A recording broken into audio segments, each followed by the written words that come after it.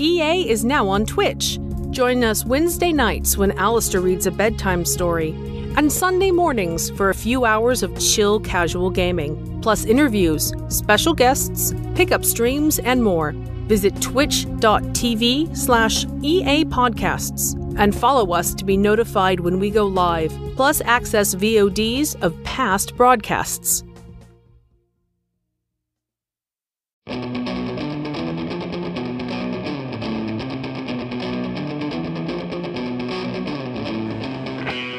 Escape Pod, Episode 900, Bishop's Opening, Part 1 of 4, by R.S.A. Garcia.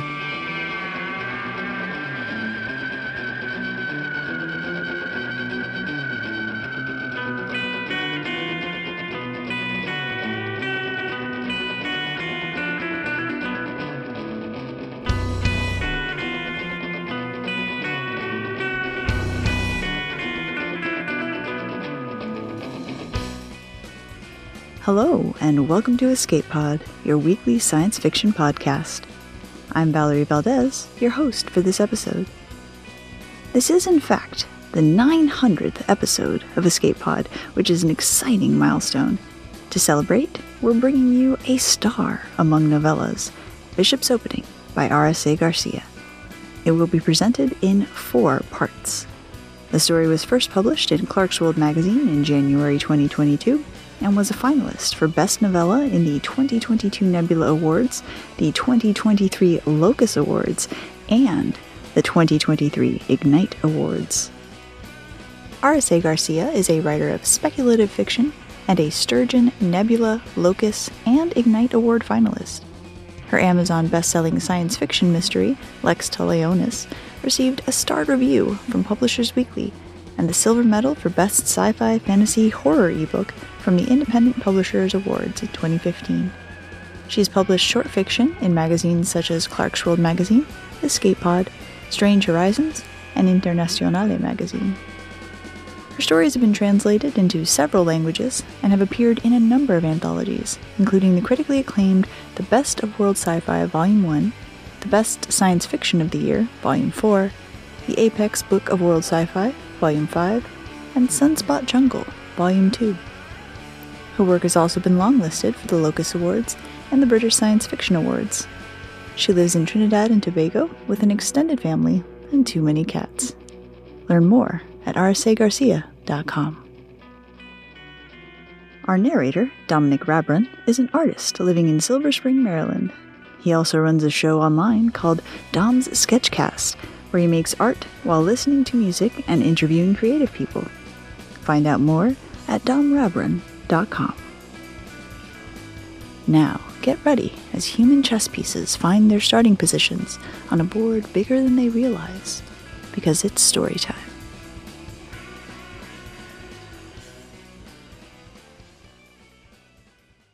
Bishop's Opening by R.S.A. Garcia. Read by Dominic Rabron. Old as she was, the Kiskadee had done 3 full delivery runs without a single safety incident. So naturally, with the crew relaxed after a 4th successful delivery and launch, and 8 cycles after Reese slingshotted the starship around Tavaco to head back to the Roost and their next job, their luck ran out. Sebastian was in the middle of his daily workout when the shrill bark of the fire alarm brought him to a halt. "Where's that coming from?" he shouted as he hurried to unbuckle himself from the treadmill's harness with sweaty hands. Officially, he was the newest crew member, 2 years into a 3-year contract and designated as a cargo handler. The alarm meant the other duties as assigned part of his contract was about to kick in. "Ventilation shafts 10 and 11, Reese replied in his ear. Sebastian was shoving his feet into his mag boots when the pilot added, "Origin point, oxygen unit 4. Shit. The schematic in his head confirmed that was one of the units for the living quarters, and the ventilation shafts fed into both cabins. Plenty of fuel for the fire. "Get into that suit, Bass," Ollie said. She sounded calm, but Sebastian knew she was worried. If they couldn't contain the fire by starving it of oxygen, then finding and smothering the source with CO2, they'd have to vent the entire level. 2 minutes and I'll have eyes on it, he said, ducking through the airlock into the corridor. The hexagon-shaped Kiskadee was mostly its aft hold, with everything else jammed around or in front of it, so he didn't have far to go to the cabins.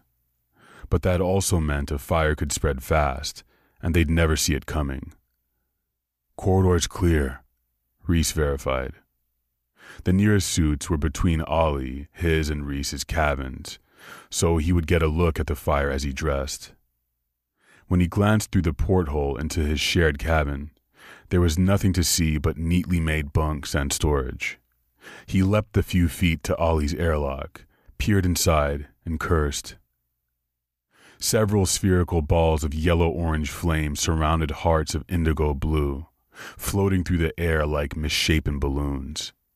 They lost their shape and spread out into rippling carpets as they encountered more oxygen. One drifted down to touch the protective barrier above the red-tipped lettuces growing in Ollie's small hydroponic garden. The flame died, but the transparent plastic blackened, short zigzag patterns scorching its surface as the invisible fire continued. I have eyes on it. Vent the habitat, then Ollie's room. He slammed his hand down on the lock, and the door opened. Sebastian, what are you doing? Reese asked, his voice sharp. 30 seconds. He ducked under a fist-sized ball of flame and headed for Ollie's rectangular garden. The plastic over another part of the garden grayed to opaqueness as it melted inward. To his right, a globe of fire settled into Ollie's bed and deflated into nothingness as black patterns burned into the sheet and restraints. You don't have 30 seconds, Ollie said. I've already sealed off and powered down the unit in habitat maintenance, venting the cabin now. Sebastian ripped the plastic off the garden, cradled the huge tray, made light by low gravity, against his chest, and leapt for the doorway. Do it, he called out as he twisted in midair, touched down in the corridor, and slammed his elbow against the lock screen. The airlock clicked over to sealed as he carefully placed the tray on the ground, then wrenched open the double doors of the storage unit. Sebastian? Reese asked, his tone clipped. Fine, I'm fine. Getting into the suit. 1 minute to deploying CO2. An hour later, when he emerged from habitat maintenance, he found Ollie had already laid down the foam in her quarters. She took her helmet off as he approached and shook out her braids. Why? Was all she said, dark eyes narrowed with anger. He stopped. He'd seen her this angry once before, and it was best if he kept his distance so she wouldn't be able to physically pummel him. She'd done that last year, after he'd turned back on a near-empty oxygen tank to grab her safety line when both her anchors were severed during a spacewalk. It didn't take me 10 seconds. You had no idea how far that fire had spread. I've seen fire like that before. Once you get the shafts closed and the power off, you're gonna be fine. Opening the door could have fueled it. Goodness gracious, I'm fast enough to avoid great balls of fire, he said, with a slight smile at his own bad joke. She advanced on him, poking his chest with her finger. Not funny, Bass. Okay, maybe it's a bit forced. Just tell me why. He grew serious. Because you love that damn garden. It's taken you 3 contracts to afford it. And you just got those lettuce right. I wasn't going to let you lose it. Really? She flung up her hands, her expression incredulous. I knew I could save it, so I did. And anyway, he gave her a grin, hoping it would go a long way to settling her nerves. I didn't want to be stuck eating dehydrated protein bars and sauce packets for 2 weeks. Ollie's teeth bit into her lower lip, and she made a sound of frustration. What am I going to do with you? I'd say take me to bed because your shift's up, but I'm guessing that's a no. Good guess. He made a sympathetic hum in his throat and drew closer. "What if I do the reports while you and Reese deal with dispatch and facilities?" "Is this your way of trying to make me overlook your reckless behavior?" she said, eyebrows arched. "Is it working?" But Ollie only huffed and walked away, leaving him to follow. A knock made Bishop Kingston look up from the plans on his desk. "Come." The door to the office, inlaid with mother-of-pearl tracings, folded open. Kingston's white knight entered and fisted his right hand against his bare chest. A glittering 3D tattoo of 2 diamonds inside a circle, the crest of Sept Kingston, flashed at Bishop from the knight's forearm. "A summons, Bishop. Kingside," he said, his voice thin as it emerged from the pinhole speaker of the full mask he wore. The mask was as white as the knight's sheer pantaloons, and edged with green and gold, the colors of Sept Kingston. Bishop wore a similar mask himself, only his had the crest etched into the left cheek. It was twinned to the tattoo on the back of his right shoulder. He rose smoothly from his desk, refusing to let the tension that gripped him show itself in his movements. "The audience room, I presume?" "The king awaits you in her chambers." A matter too sensitive for the rooks or kingside pawns to hear then. His mouth set in a grim line. It would not be good news if it had to be discussed in chambers, and with Grandmaster Kingston off-world, he assumed the worst, that it had something to do with the Kingston himself. The knight accompanied him through the hollowed-out, highly polished halls of the Sept. The walls were a honeyed color, petrified wood that had aged to perfection since the time the first colony ships had landed on Valencia. One of the first septs grown from the great wood, Sept Kingston was a sprawling mansion surrounded by its own village, every bit of it pruned from the sentient forest that covered much of Valencia's main continent. Vines dripped from arches and windows, fluttering in the breeze that drifted from their sparkling flowers, carrying their sweet floral scent everywhere. The king's chambers were on the 3rd floor, deep inside a labyrinthine sept, to make it difficult for saboteurs and assassins to find. When Bishop called out and the king bade him enter, the knight bowed and turned back down the corridor. Bishop made sure he had departed before he touched the doors open. The king of Sept Kingston sat at the console that curved outward from the massive tree trunk growing through the center of her suite of rooms. Her mask was the same tan brown as her skin, with tinted eye holes and a speaker in the center of the parted, painted-on red lips. Her capable hands danced along the core tree analysis unit, inputting model calculations to ensure their nutritional value before she fed them to the crystalline quantum core trees themselves.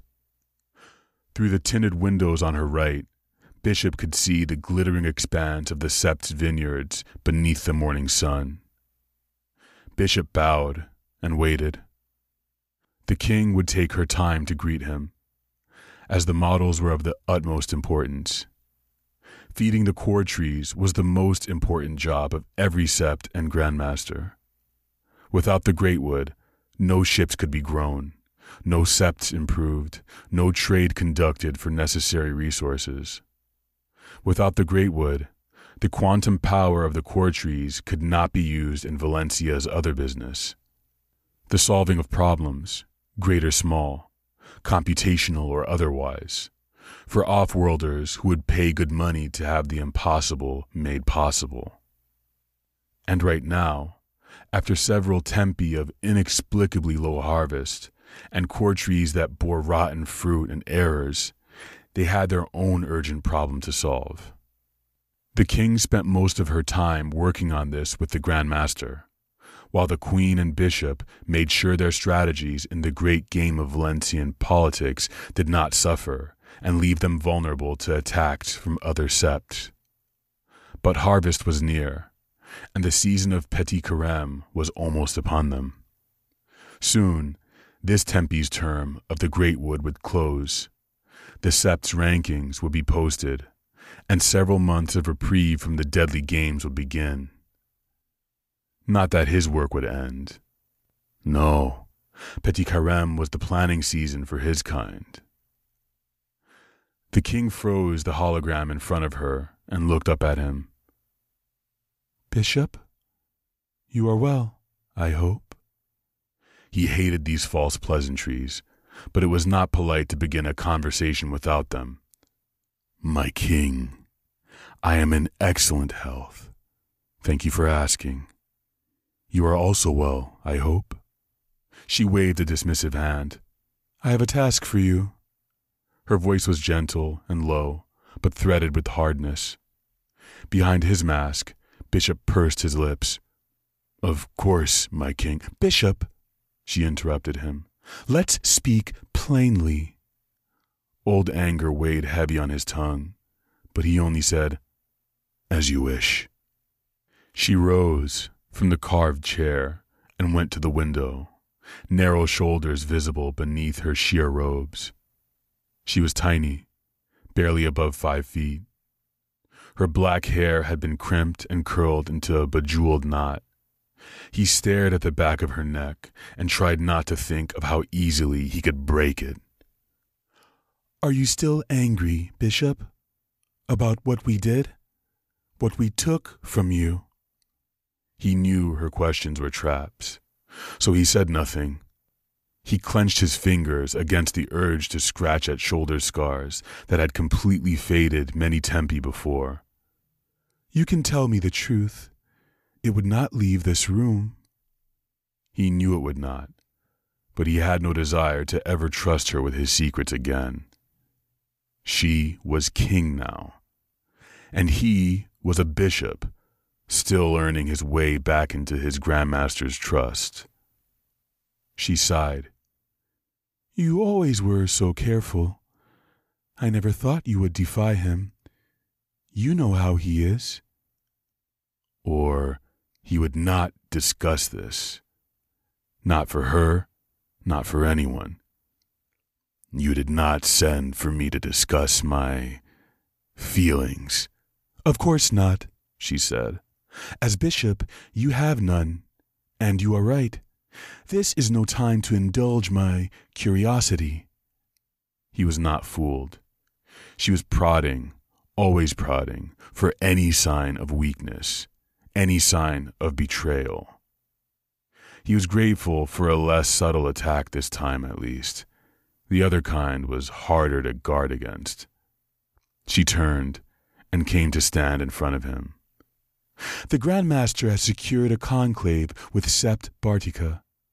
He will meet their Grand Master at Greater Paradise on his return from the meeting with the consortium regarding the search for their lost slaver ship." "But he will be in the company of the Valencia.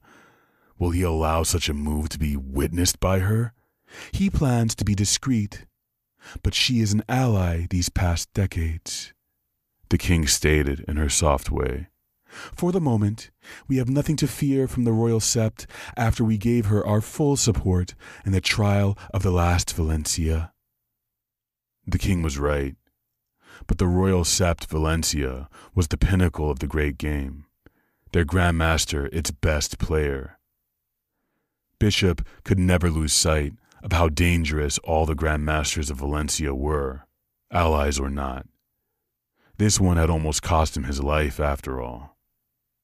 "No," he reminded himself, "you did that with your own foolish, emotional actions.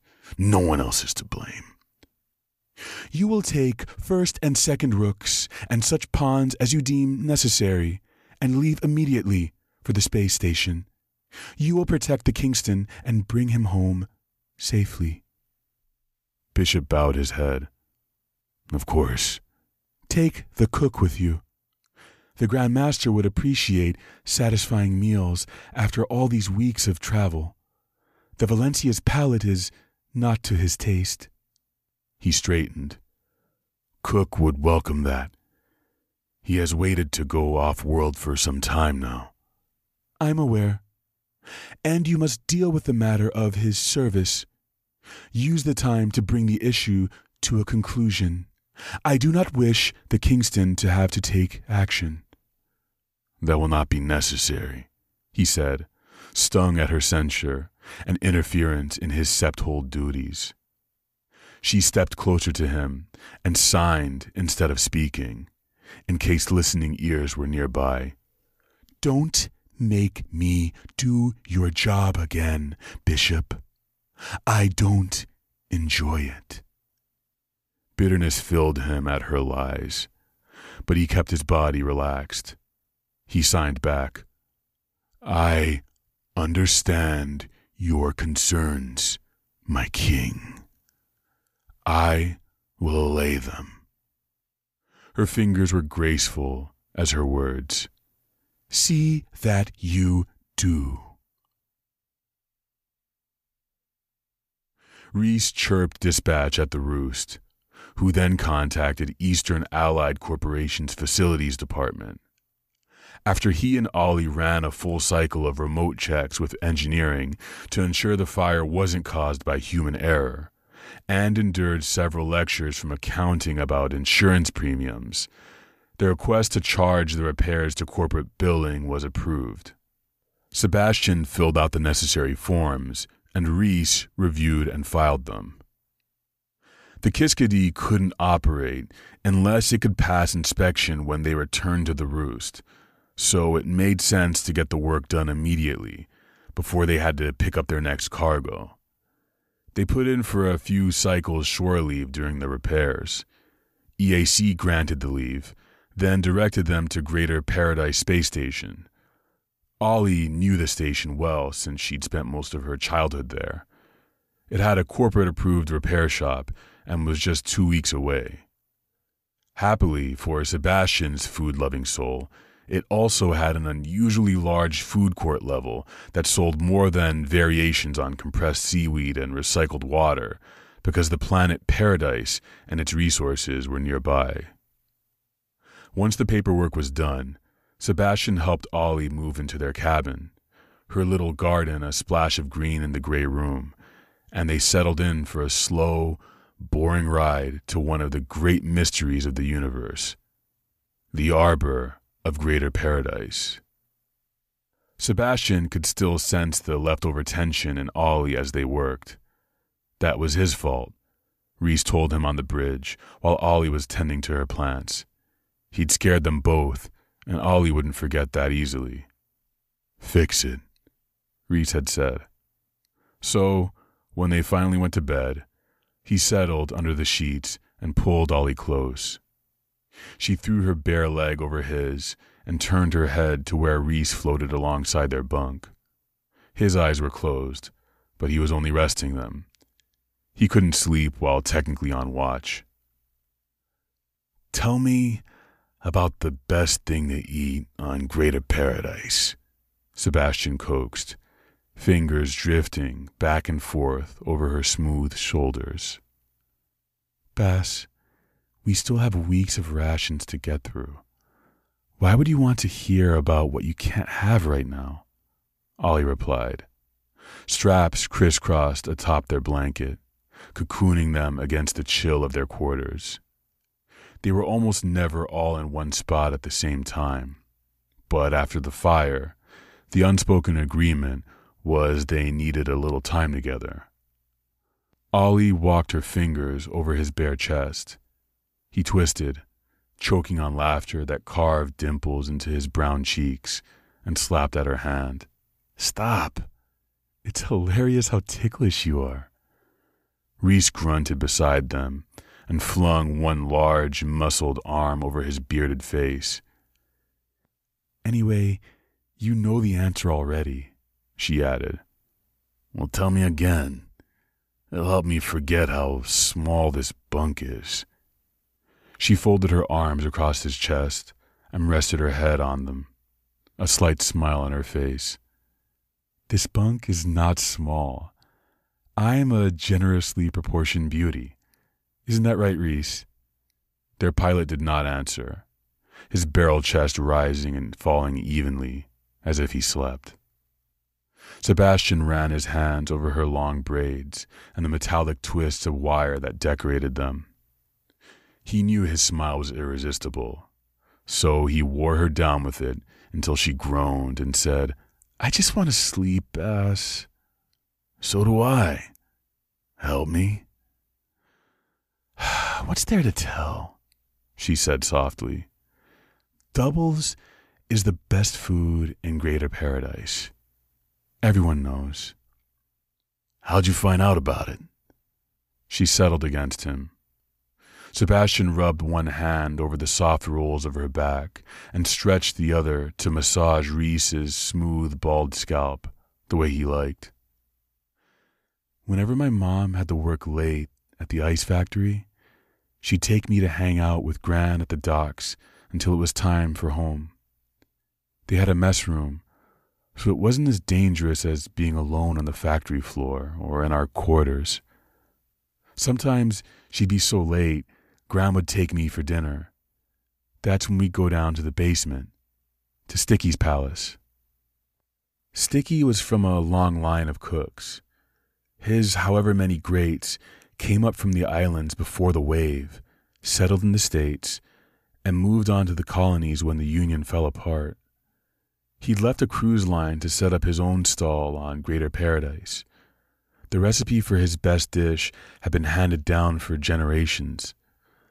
Some of the ingredients were difficult to find, but since Greater Paradise was parked by an arbor, he could trade with the Valencians for fresh herbs and everything else. Every time Gran took me to his stall, we had the same thing. 4 doubles, everything, plenty pepper. Sebastian sighed, his limbs relaxing beneath her warm body and the grip of the soft restraints. What were they like? She made a contented sound, and he watched her lashes feather her cheeks as she went deeper into the memory. 2 pieces of round, soft, fried dough the size of your hand, with creamy, seasoned chickpeas sandwiched between them. They came with a choice of condiments: pickled, grated cucumber slaw, sweet, earthy tamarind sauce, your choice of flavored pepper sauces, mango, banana, or pineapple. You ate them right there, with your hands, standing or sitting on a stool, and the only rule was you couldn't order just one. Sebastian closed his eyes, imagining a tiny version of Ollie sitting on a stool too tall for her, boots firmly curled beneath the rungs to keep her in place in low gravity, face spotted with the delicious remnants of yellow legumes. The first time Gran takes me there, she orders slight pepper, but this tourist standing next to us tells Sticky everything. And then they order all the pepper sauces because they think they're preserves. No one bats an eye because everyone likes food spicy in Greater P. Only way you can taste anything out here. But the tourists, they don't know shit. They find out though. Never seen anyone drink that much milk in one go.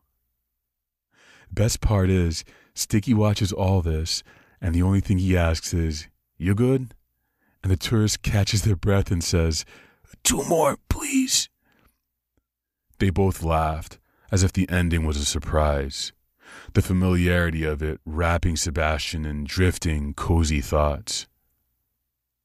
"Doubles," they started as Reese spoke in his deep voice. "Makes me think of tennis." 5 whole words, Ollie teased. "Chatty tonight, aren't you?" "I didn't know you were listening to the story." Sebastian smiled at him. Reese didn't move his arm, but he shifted his head ever so slightly into Sebastian's touch. "I always listen." Ollie laughed softly. No tennis in Greater Paradise. Sticky said they called it that in the islands. No one remembers why. I suspect he kept the name because there was a mystery to it, like the arbor. Maybe, Sebastian yawned as he spoke, it reminded them of home, you know? The immigrants who left the islands. Maybe they were just holding on to what they could, even if it was just a name. Ollie was silent for a while before she admitted, Probably. Ollie? Yeah? He lifted her chin and kissed her before pulling back to brush his thumb over the velvet of her cheek. Forgive me? She made a derisive sound in her throat, but then she leaned forward and pressed her warm lips to his again. For now. Only for now? We both know this won't be the last time, Reese rumbled, eyes still closed. He winked at her. I can live with that. She sighed. That's what I'm afraid of. Then we'd have to find a way to tell your mom her baby got himself killed. She's got 8 other kids to fret over. She barely notices I'm gone. Ollie stroked a finger over his eyebrow.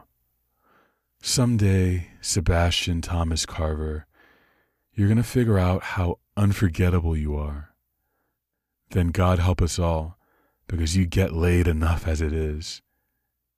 Reese didn't join in their gentle laughter, rising instead to head up to the bridge and leaving them to rest in each other's arms. So, it's true there's gravity on Greater Paradise? Sebastian asked. They were 5 cycles out, and he was more than ready to start his short vacation. Only where the arbor's grown into the station. No one knows for sure how or why, Ollie said over the Kiskadee's chirp. She was down in the galley, getting something to eat. He could tell from her muffled chewing. But the Valencians know. Of course they know. It's probably something to do with them. Best guess anyone has of how their trade routes work is the arbor's camouflage something their ships use to jump long distances. Anything with that amount of power can support artificial gravity. Has anyone ever asked them, though? Reese made a soft, huffing sound next to Sebastian, his version of laughter. Ollie outright chuckled in his ear. Bass, no one asks the Valencians anything. If you're smart, you stay out of their way. They're easy to offend, and if you piss them off, there's no one to turn to. They'll shove you out of an airlock so fast your head'll spin. That's murder. He glanced at Reese. There are laws against that. Greater Paradise isn't a family commune, Reese said. He's right. The fleet you grew up in was focused on keeping everyone safe because you were all families. Greater Paradise is about commerce. Station agents uphold the law for regular folk. The Valencians are not that. No one tells them what to do. And there's no recourse for anyone who messes with them. But the Pan-African stations don't work like that. The Kyries sure as hell don't work like that. You kill one of them anywhere, the entire sibling army comes for you. Government versus corporate, Reese grunted. You're not wrong, though, Sebastian. In some places, murder's only a problem if the wrong people die, Ollie said. Sebastian considered that, a troubled frown on his face. What do Valencians look like? Assholes, Ollie said, and no matter how he pressed her, she would not say more. So he put the Valencians out of his mind and settled into preparing for his first visit to Greater P, a name Ollie told him was an inside joke because for most residents, Paradise it was not. Mostly, he planned the food he would try from the dozens of proprietors who serviced the thousands that passed through Greater P. Ollie had told him what she remembered of her childhood there, every dish she'd eaten, every corridor she'd walked. But she couldn't prepare him for the actual sight of the arbor. From the moment it first appeared on the view screens as a winking star, a bright light that grew larger and larger. He could not look away. The filters had to adjust, just so the rainbow dance of it didn't blind them. The arbor spun in the starlit darkness, a massive forest of twisting trunks, thin leaves, and curling tendrils. Greater Paradise rotated slowly beside it, 2 hollow metal circles connected by an elevator. The outer hull of one end of the station had been captured by the crystalline oasis and glittered like the arbor, branches twisting over the rotating habitat as it grew toward the other end of the station. "There she is," Ollie said as they watched the station draw nearer. "Home sweet home." Sebastian floated above the floor next to Reese, hand curled around a hard thigh to keep him anchored, while Ollie sat strapped in on his right. "Are you glad to be back?" She shrugged, sliding her fingers between those of his free hand. "Gran and Mom are both gone. Nothing here for me now." But he knew that dismissive tone, sensed something unspoken and painful under it. Ollie was as private as Reese about many things. It was part of the reason they had made such a good team. Talking was optional on the Kiskadee, and though he was always up for a chat, a joke or a story, Sebastian didn't mind silence. As they watched, a ship glimmered into being beside the arbor, a mirage settling into solid shape without warning. Although the force dwarfed it, Sebastian drew in his breath at the dimensions and light-limbed irregular angles of it. He'd never seen a ship like it. It looked like something carved from enchanted wood and fairy light. Ollie groaned beside him. "Great. A Valencian ship is in port." "That's what they travel in?" Sebastian's lips parted as he leaned closer to the screen. "It's incredible." "Talk is, they grow their ships. Probably from the same thing as the arbor, as they seem to thrive out here in absolute zero without any sustenance." "I would give anything to see that up close." "Enjoy the view," she said. "This is as close as they let anyone get." "Why?" "I already told you," she said. "They're assholes." And her usually amused, cynical tone carried a bitterness Sebastian hardly ever heard from her. "You hate 'em, don't you?" he asked, turning to look at her profile, at the long line of her neck and the small, rounded tip of her nose. Her eyes, when they rested on him, were a deep, dark brown he couldn't read. She laid a gentle hand on his cheek, but all she said was, "Better get ready to dock."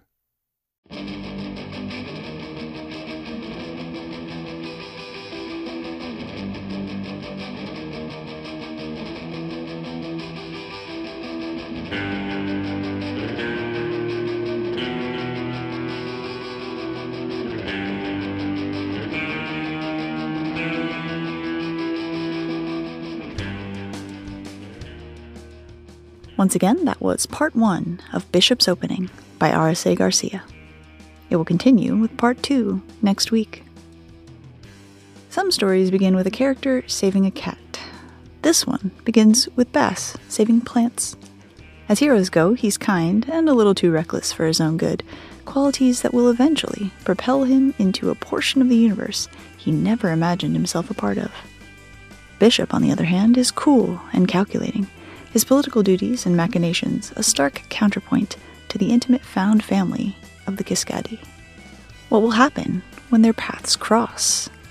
Find out next week. Escape Pod is part of the Escape Artists Foundation, a 501c3 nonprofit, and this episode is distributed under the Creative Commons Attribution Non-Commercial No Derivatives 4.0 International License. Don't change it. Don't sell it. Please do share it. If you'd like to support Escape Pod, please rate or review us on Spotify, Apple Podcasts, or your favorite app. We are 100% audience supported, and we count on your donations to keep the lights on and the servers humming. You can now donate via 4 different platforms. On Patreon and Ko-fi, search for Escape Artists. On Twitch, we're at EA Podcasts. You can also use PayPal through our website, escapepod.org. Patreon subscribers have access to exclusive merchandise and can be automatically added to our Discord, where they can chat with other fans as well as our staff members. Our opening and closing music is by Daikaiju at daikaiju.org. And our closing quotation this week is from Premi Mohammed, who said, "If love does not pin you down, if love is not heavy enough to keep you in place, what on earth could be?" Thanks for joining us, and may your escape pod be fully stocked with stories.